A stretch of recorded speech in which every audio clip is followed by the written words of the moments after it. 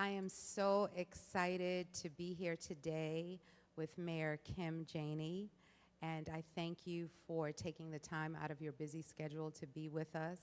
I know we've tried, so many times to get together, but today is the appointed day and time. And I want to begin with our title, which is Politics Matters, because it does.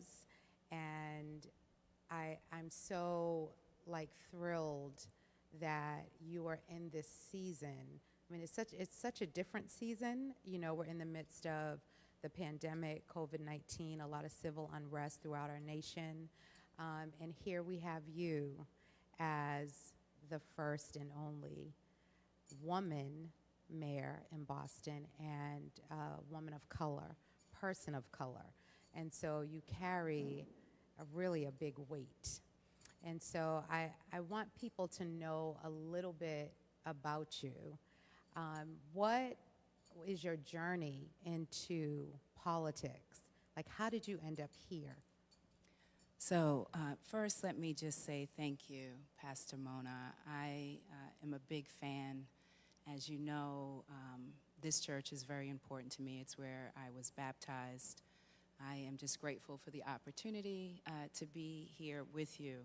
As the first Black mayor and the first woman mayor for the city of Boston, it is certainly a big historic moment for our city, for our country, and it is important that we meet this moment with the urgency and the bold leadership that it deserves.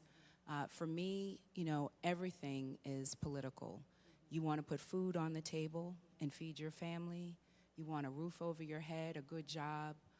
So many of the everyday decisions that many of us take for granted are governed by municipal government or state government or federal government. And so it is really important, or it has been for me, my entire life, to be engaged.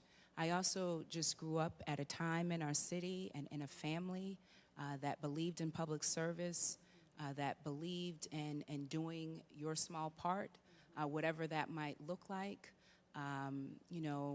Running for office isn't something that I imagined for myself as a child or as a young person.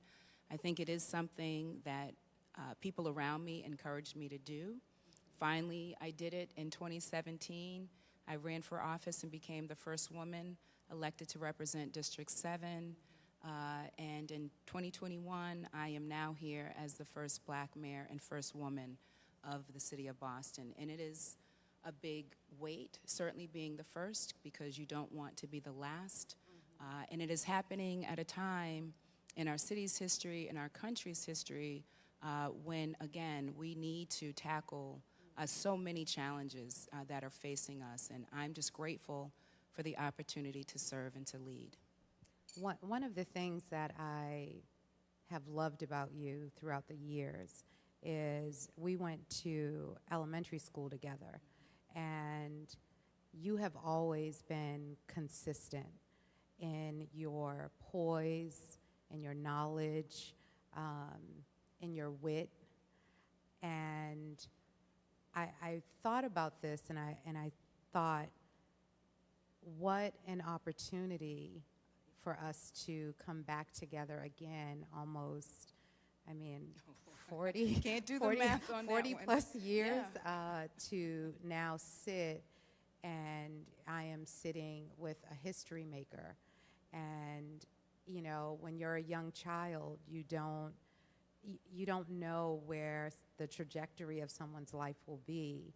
And to know that, over 40 years ago, sitting in elementary school, that you would be appointed to be, the weight of your position, the first, in a list of female pioneers, in a list of, African-American women pioneers. When I think of Michelle Obama, Kamala Harris, Shonda Rhimes, Elaine Welteroth, they are, they've made strides in their industries. And what would you say to women that whether there are a teacher, like in a classroom, or a woman that is sitting and watching, and she's thinking, what can I do to make a difference? Can you speak to that? Yeah. For me, there have been so many trailblazers, as you have already indicated. Women have been in leadership for quite some time, since the beginning of history, in fact. We certainly know the stories in the Bible. We have seen it in recent years where women are now being recognized for that leadership. And I just want to make that distinction, because I think too many people are looking at this moment as suddenly women are stepping up. Women have always stepped up. Women have always been leaders, whether in church, whether in their homes, whether in their communities. Black women in particular have always had to make a way out of no way. And so the fact that we are sitting here 40 years after elementary school having this conversation, I think it is important that we recognize that women have been in leadership. And there have been so many before me, even in recent history. It was not that long ago that the Boston City Council had no black women. Ayanna Pressley blazed that trail, and she blazed another trail, becoming the first black woman to represent Massachusetts in Congress. We have a district attorney that looks like us. And so there's a lot of recent history that we can turn to, but just important to point out that women have been in leadership, and it's now the rest of the world is catching up and really recognizing that leadership. So I think a lot of times in our community that, women often feel like their education prohibits them, or lack of education prohibits them from being a trailblazer, or they don't, come from wealth. So how can you speak to that, to the woman who just feels like, what do I have to offer? I mean, I've felt that way. I know many of us do, but that is the world that we live in.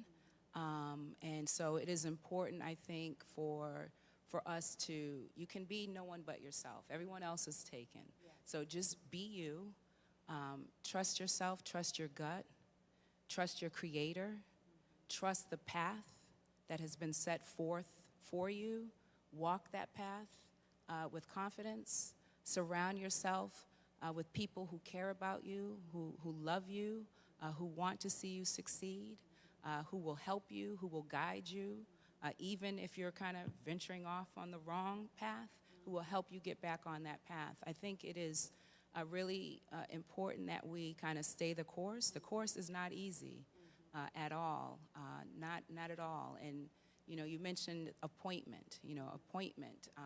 Really this is God's appointment in many ways. This isn't anything that I sought for myself, other than to do the work, to be someone who wanted to do the work, who was doing the work, committed to that work. And that work is racial equity work, racial justice work, just trying to make my small corner of the world a better place for all of us.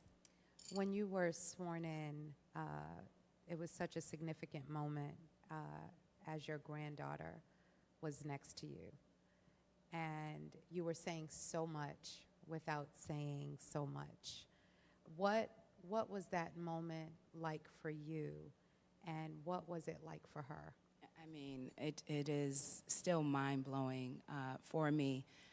So the swearing-in ceremony is a month ago. It was a month ago. So I've been doing this now for a month. And, as I mentioned earlier, it was really important to pay homage to all of the women who had come before me.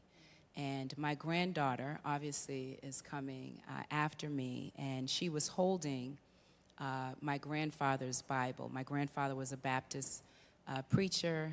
That was his African heritage Bible that I took the oath of office using his Bible.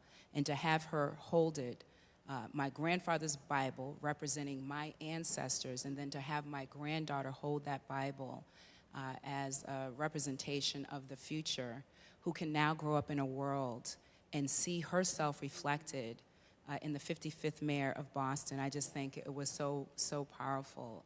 And, you know, this is, in many ways, kind of normal for her. For me, growing up, I had no one to look to that looked like me in the corner office for the city of Boston, or hardly any in elected leadership at all.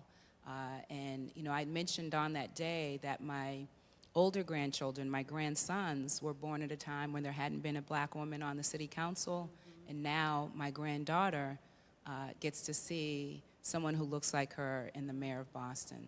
And it's not just important for little black girls, it's important for boys, it's important for all children, black, white, Asian, Latino, to see what leadership looks like.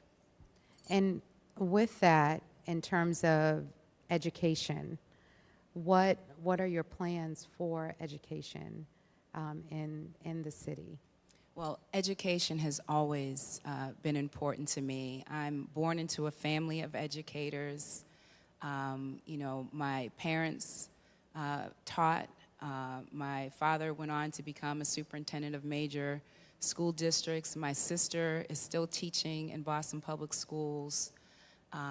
You know, as a young girl, I, you know, first went to school, to a community school. Before you and I went to elementary school together. My parents were very active in that school. In fact, my family helped to found that school. It was one of the independent schools that was started by the black community and the Jewish community that had come together because BPS was not educating black children well, and so that was my very first experience for kindergarten and first grade. By second grade, I was in the Boston Public Schools and saw at that time, when I first enrolled, they wanted to hold me back a grade because I was coming from this community school, and my parents fought for me to get into my right grade, and that was an important lesson in the power of parent voice and parent advocacy. By middle school, by 11 years old, so you and I were fifth grade at the Higginson, but by 11 years old, when I was in middle school, I was bused during the desegregation era, and that was a painful and traumatic time for all of the children and families who were bused. But again, my parents fought for me, and by 8th grade, I was in the MECO program. I took all of those lessons with me throughout my life and career. I dedicated, in fact, much of my career in child advocacy and advocating for equity and excellence in a nonprofit before running for office.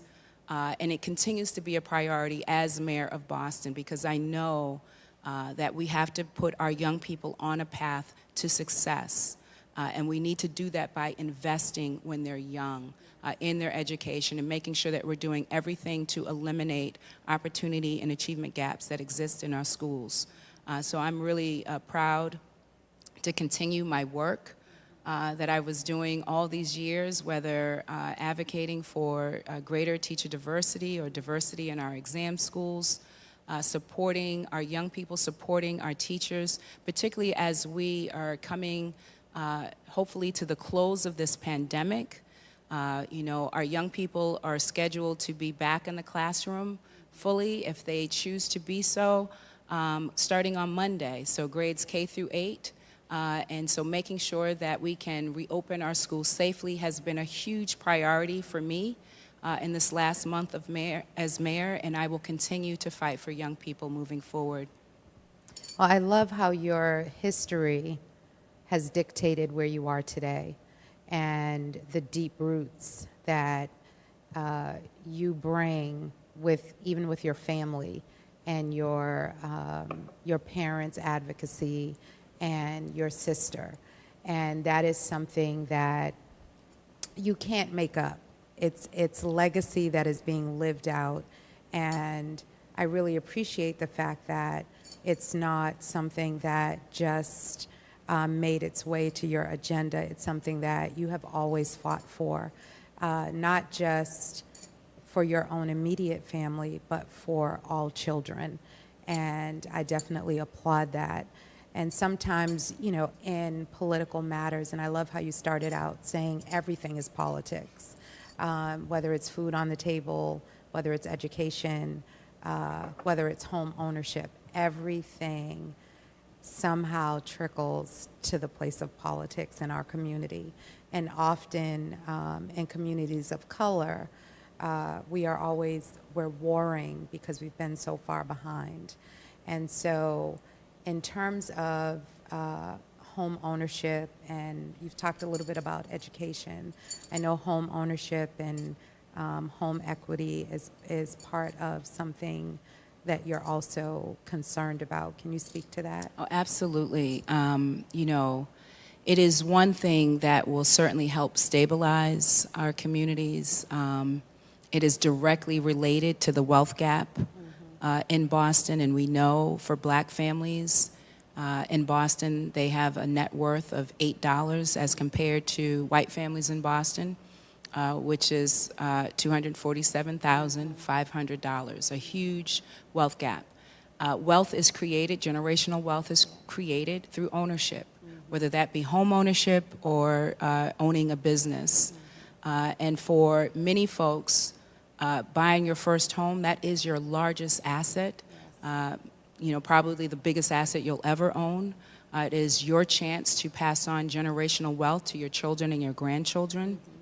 And so it is really important that we do more to ensure greater opportunity for home ownership in Boston for all residents, but particularly for residents who have been left out. And we know that residents have been left out because of redlining. This was intentional. It was discriminatory. And we need to address that if we're going to close the wealth gap and if we're going to get to a place of true justice in our society. Just recently, you were interviewed and you were standing in front of, I believe it was your grandmother's house? Is that? It could have been, was it in Roxbury? Yes. So it was probably my dad. So Your dad's home. when in the South End, it was my great-grandmother's house. And speaking of generational wealth, you know, they weren't able to hold on to this brownstone. This was in the South End when the South End was being gentrified. That brownstone now has been broken up into several condominiums that are each selling for, over, exactly. Yeah, I think the $1 million. last one was 2016 for $1.5 million. That was a missed opportunity, certainly to pass on generational wealth. But the interview was probably in my childhood home in Roxbury, which was with my dad. And that home was sold as well. Yeah, so my grandmother, my bonus mom, Janaea, her mom owned that house, and it was a duplex. So it was just wonderful to have my grandmother, Darlin, on one side, and we lived on the other side.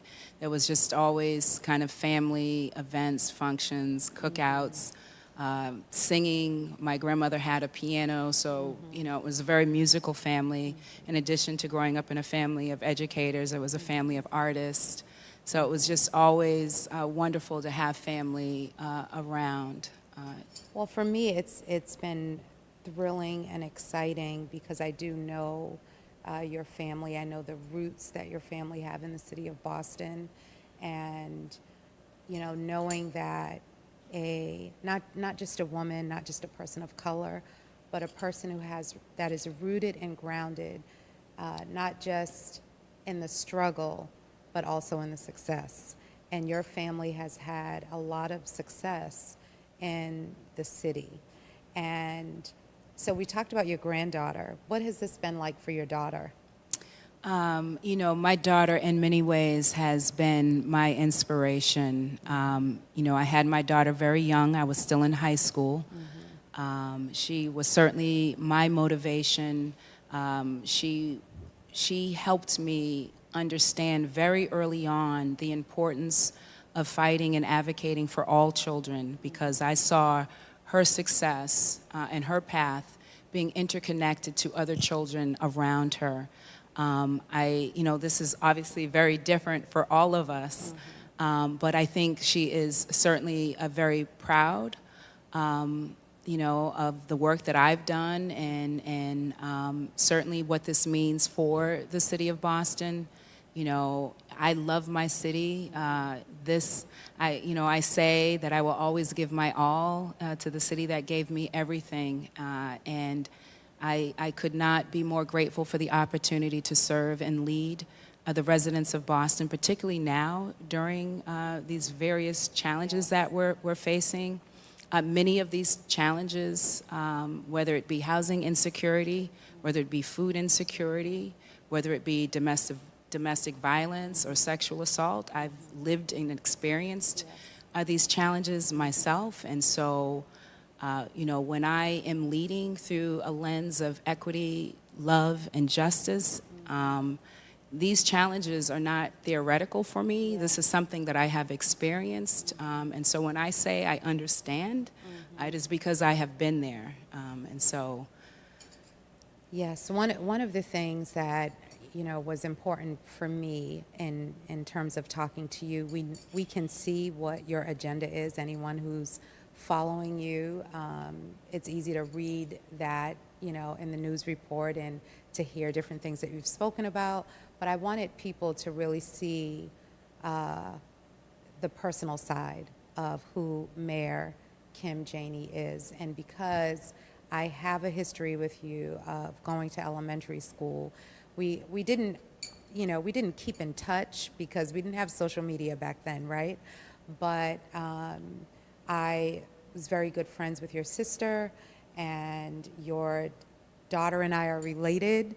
And I thought, I've known Mayor Janey through the years, and you have been so consistent.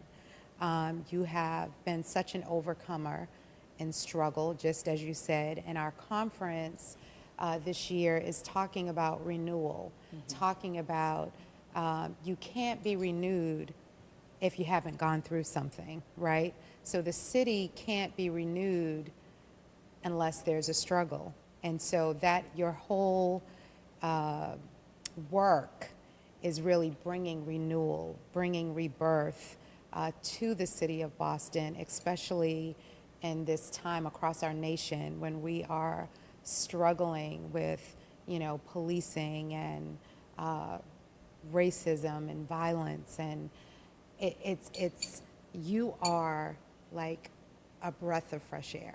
You're coming in with the understanding of not just the struggle, but you're also coming in with the understanding of legacy. And I believe that, people seeing that side and understanding that this isn't just an agenda for today, it is what has been lived. And your consistency, I can say, even as a person on the outside, your consistency has been one that I have admired. And I really appreciate you taking the time to come, because I know that there's so many things that are going on and so many, fires that you're putting out, so many challenges that are happening in our city.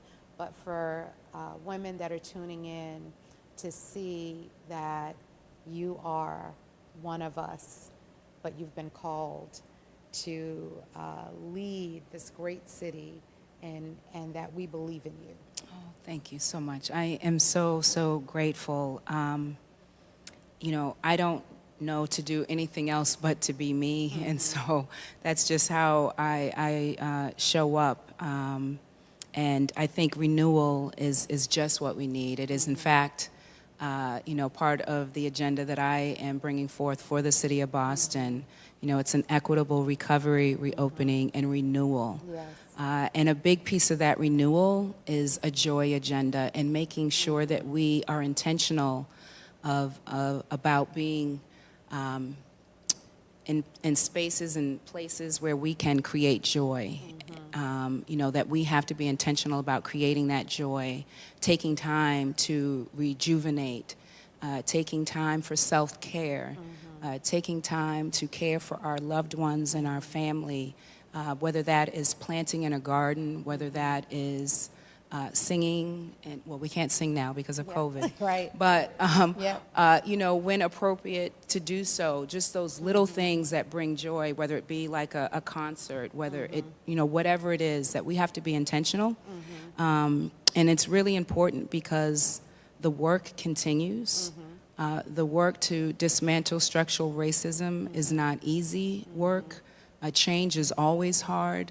I think people are ready for change in a different kind of way pre-COVID and pre the killing of George Floyd and so many others. I think people are hungry for change, but it is still hard work, and so it's really important that we take time to build and reconnect, particularly after a year of isolation and devastation, that we have to rejuvenate. And I'm a big believer in building bridges while the sun is shining, because I know the storm will come, and this work is hard work.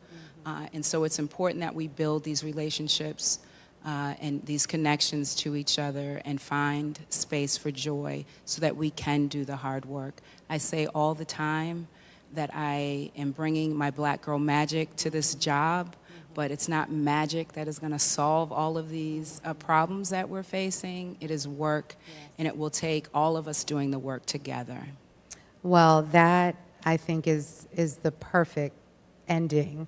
And in the spiritual world, what we say is faith without works is dead, right? And I like to say faith with works is fully alive. And your work speaks for itself. Your work is, I was driving just today, and I was in Hyde Park, and I came across the new campaign, was on a billboard for the arts. And I will say to you, it made me very joyous. And I said, a change has come, because I feel it I feel it. I feel a change has come. And something as simple as a poster board with a woman artist that can be like it was a little turn on a hill, and as I was turning, and to see this woman of color and expressing herself through the arts was so powerful. And I want you to know that it's working. So thank you. I think I've asked all the questions that I wanted to ask. Do you have any other closing remarks? Thank you so much. This has just been a wonderful opportunity to sit and chat with you. As I said, I am just grateful for the opportunity to serve, to lead the great city of Boston. I am fighting for a stronger Boston. I want to make sure that we come out of this pandemic a better Boston, a more equitable, more just, and more resilient Boston. And so I'm just grateful for the chance to be here, to speak with all of the women who are here at the conference, and ask that people engage with us in this work. So thank you. Yes, engagement. Yes. Engagement is very important, and we hear that charge. And so women, engage in politics, because they matter. Politics matter. As the mayor, her first line was, politics is in everything. So everything that you do, whether it's starting a garden, supporting local businesses, investing in your neighborhoods, investing in children, investing in your school system, all of those things matter. And if you're looking to get involved, please, there are so many nonprofits, so many places that you can go to get involved in your community. And again, we just want to give a thanks and a shout out. As women, we are so proud and so honored to have the first female person of color in office in the city of Boston. And we look forward to all of the advances that you are going to make. And I am positive that they will be many. So thank you. Thank you. Thank you so much.